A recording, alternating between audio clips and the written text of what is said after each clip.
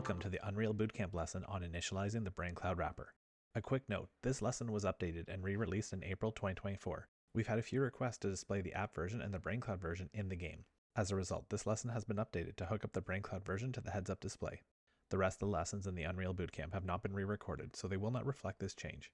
Only this lesson will display the app version and the brainCloud version on the heads-up display, but rest assured that each lesson's source code has been updated on GitHub to display the app version and the brainCloud version. In this updated lesson, we're going to cover how to initialize the brainCloud wrapper. But before we initialize the brainCloud wrapper, let's take a look at the demo game that will be used throughout the Unreal BootCamp. As you can see, there are a few features that are currently disabled. We'll be implementing these features throughout the lessons in the Unity BootCamp. Notice that the core gameplay of the game is already completed. That's by design. Throughout the Unreal BootCamp, we're going to take a completed game and integrate brainCloud features into it. We'll be covering different forms of authentication, integrating leaderboards, achievements, and statistics, and explain what global entities and user entities are and how your game can benefit by implementing them.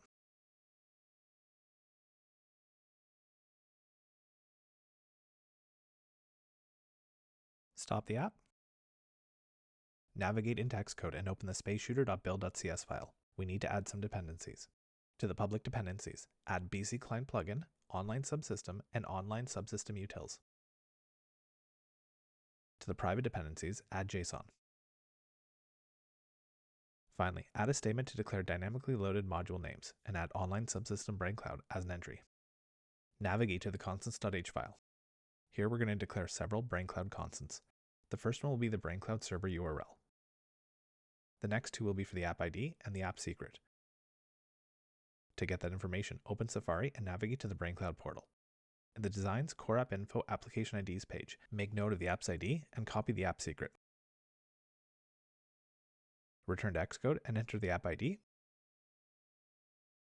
Then paste in the app secret. Declare two more constants for the app name and the app version. Navigate to the networkmanager.h file. Add an include directive from the brainCloud wrapper.h file. Then declare a member variable of type uBrainCloud wrapper pointer, marking it as a U property. This will ensure the Unreal garbage collector won't think it's an abandoned pointer and accidentally delete the object on us. In the networkmanager.cpp file, initialize the brainCloud pointer to null in the constructor's initialization list. Then, in the body of the constructor, use the createDefaultSubObject method to create a uBrainCloud wrapper object. Invoke brainCloud's initialize function, passing in the server URL, app secret, app ID, and the app version. The next part is optional, but I like to log the brainCloud client's version number.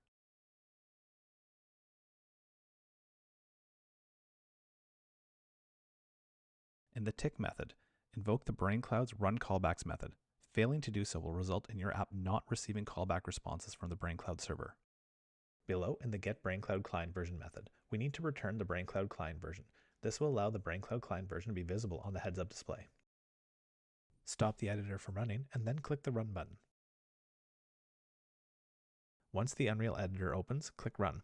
Notice that the brainCloud version is displayed. That means that the brainCloud wrapper is initialized and ready to make brainCloud requests. An overview of authentication is the next lesson in the Unreal BootCamp.